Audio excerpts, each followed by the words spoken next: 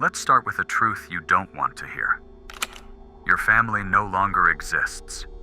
You think it does, because you still have dinner together once in a while, because the television still plays in the living room, and because birthdays still have candles and cakes.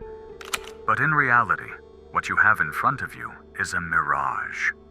An empty structure, a theater of appearances held together by fragile threads. The table is no longer a place of encounter, but a stage of lost gazes, of screens that shine brighter than eyes, of scattered words that never become conversation. And you know it. You sense it every time someone laughs more at what they see on their phone than at what is lived in that room. You feel it when silence weighs heavier than any voice. Do you want me to confess something? That emptiness didn't arrive suddenly. It was planted little by little, like a silent disease that no one wanted to diagnose in time. Modern idiocracy didn't destroy your family with violence. It did so with something much more subtle. Entertainment. With promises of instant happiness, with cheap dopamine, with the false illusion that everything that matters fits into a pocket-sized screen. And in the meantime, the essence evaporated. Before, families were forged with patience, with the hardness of routine, with the strength of values that did not bend at the first whim. Today, bonds are built with likes, sustained with memes, and broken as easily as uninstalling an app. Do you really think your children will remember you for your words? Number. They will remember you for the times you were too busy staring at a notification to listen to what they had to say. I don't say this to hurt you, I say it because that's the blow you need. Because we are living in an era where the father no longer teaches, where the mother no longer guides, and where children grow up educated by algorithms that know more about them than their own parents. Idiocracy is not a fictional government from a movie. It's the real regime you live in without realizing it. A system where the immediate rules, where stupidity reigns disguised as entertainment, and where ignorance is celebrated more than wisdom. Look around you. Conversations reduced to 10-word phrases, arguments that end in digital insults, relationships that last less than a 24-hour social media story. And in the meantime, the family, that institution that sustained entire civilizations, is falling apart without anyone lifting a finger. Do you want the most chilling detail?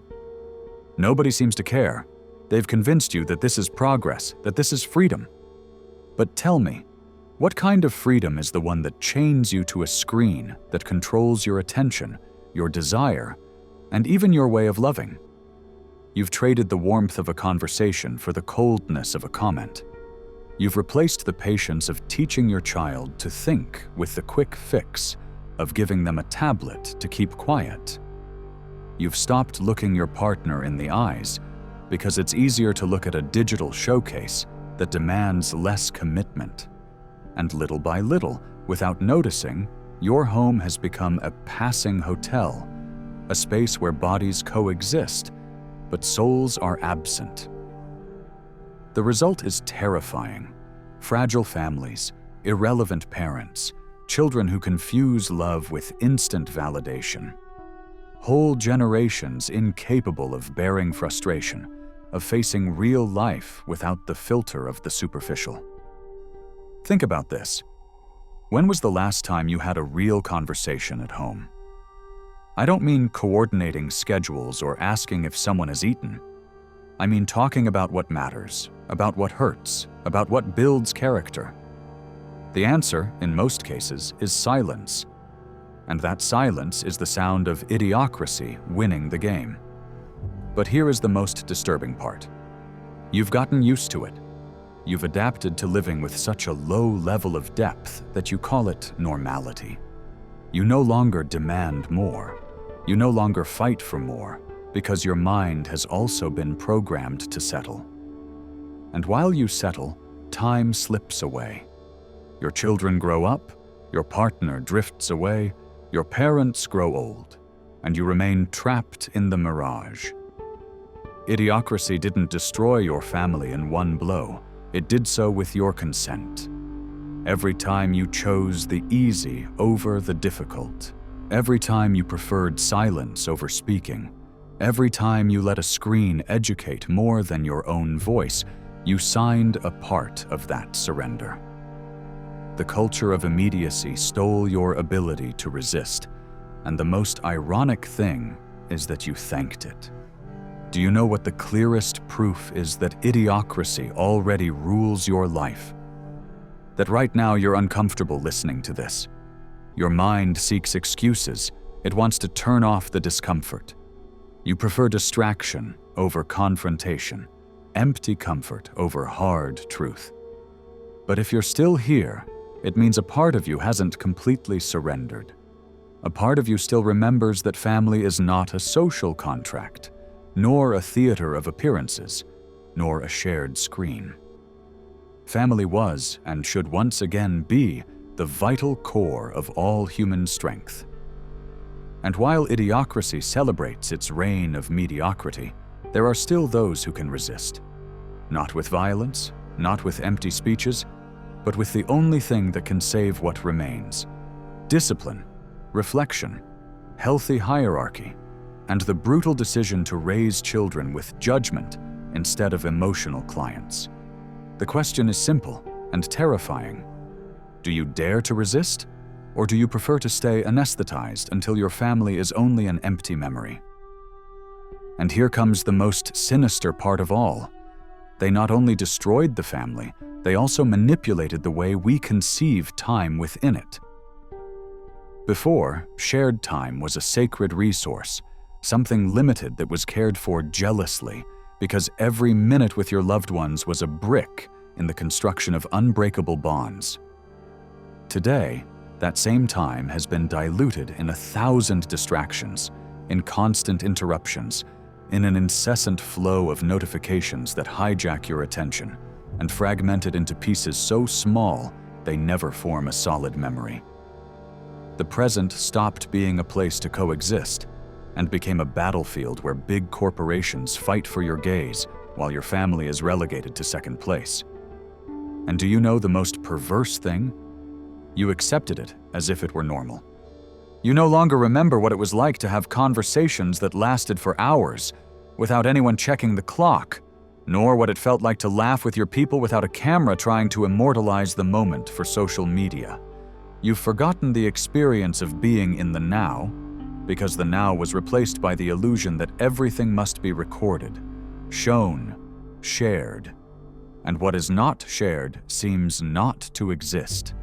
That trap has made your memories not your own, but the property of a digital cloud that stores fragments of your life, while your mind remains empty of real experiences.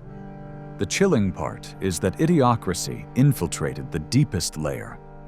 In the way you teach your children what it means to live, you've shown them that life is not measured in what is built, but in what is displayed. That what matters is not to feel, but to appear. And thus, the family ceased to be a refuge to become a showcase. The living room of your house is no longer a home.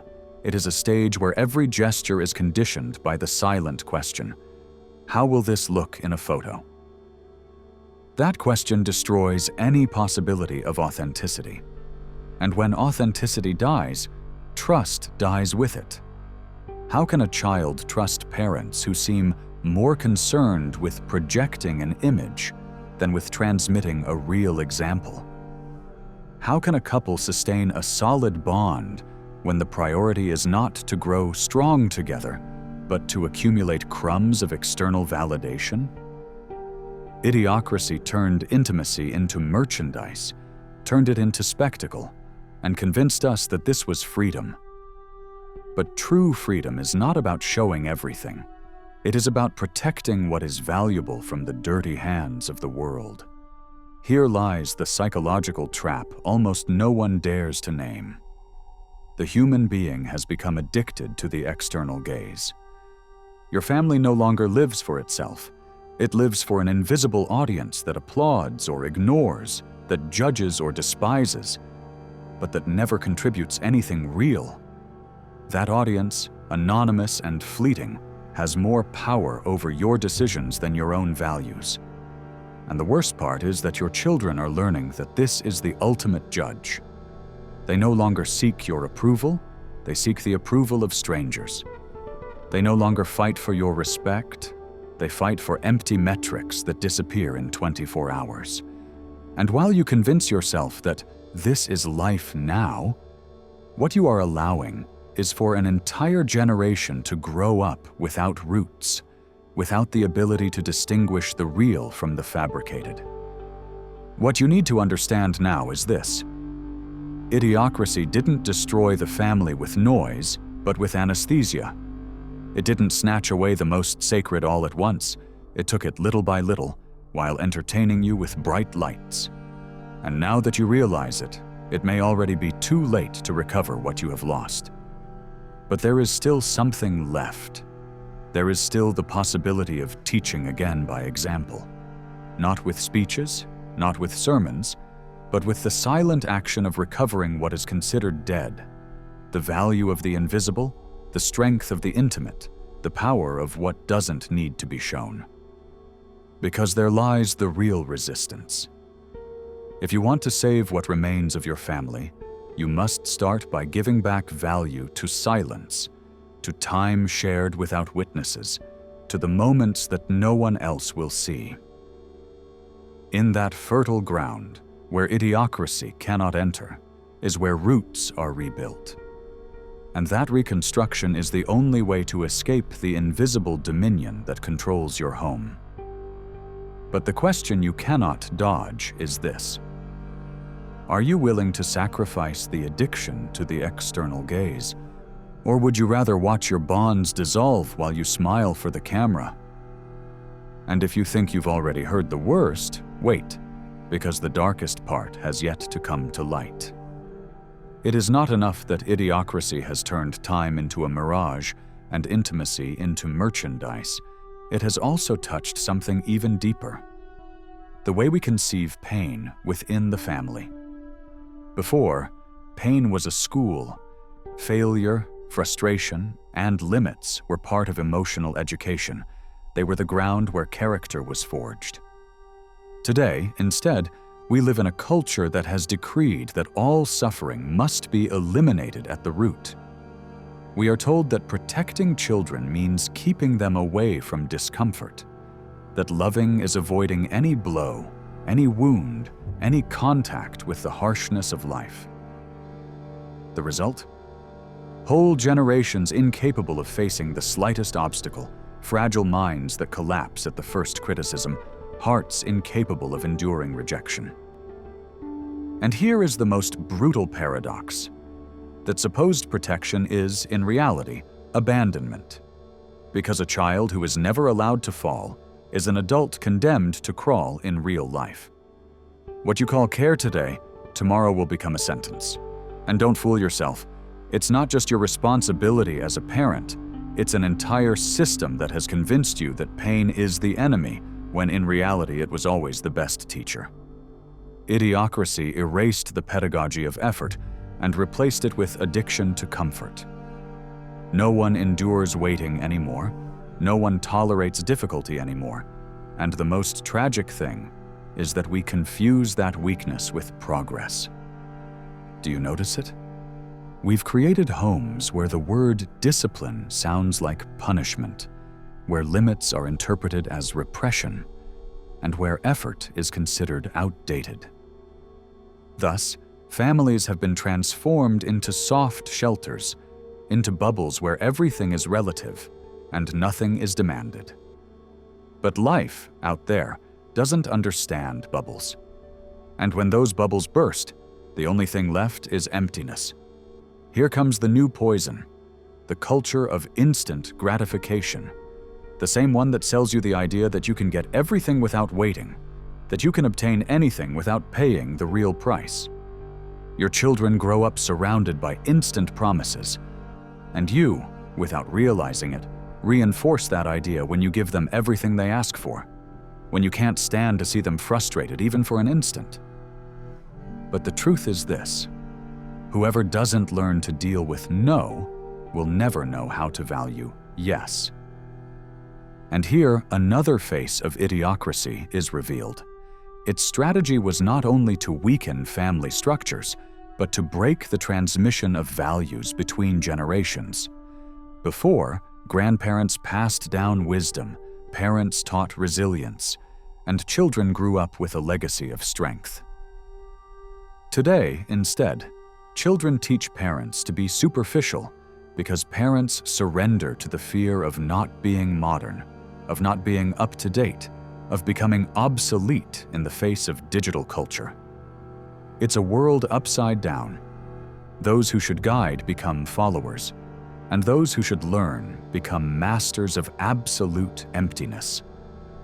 And in the meantime, the cycle repeats. Families that don't educate, children that don't mature, whole generations that inherit weakness instead of character. The terrifying thing is that this is not perceived as a mistake, but as something normal. We celebrate it. We say we are freer, more open, more tolerant. But what we really are is more fragile, more manipulable, more incapable of bearing the weight of existence.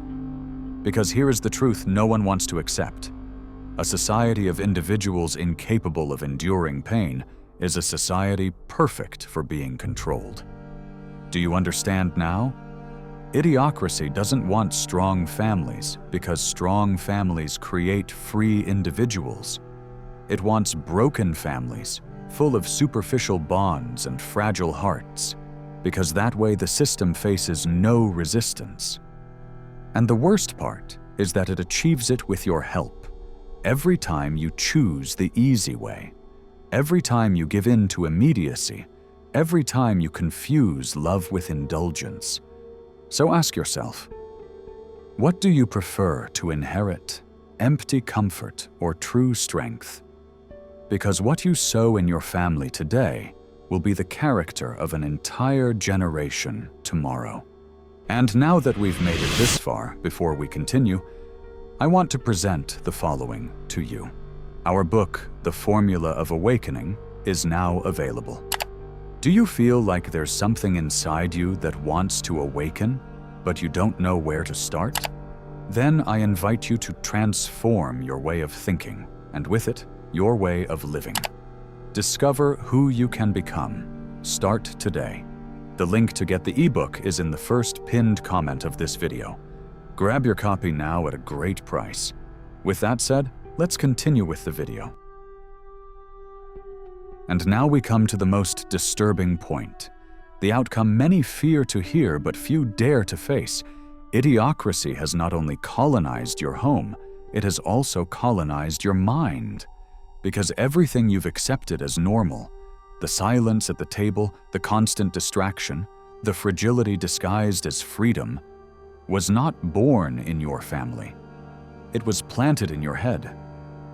The real battlefield is not in the living room or in your children's bedroom, it's in your own conscience. And here comes the disturbing part.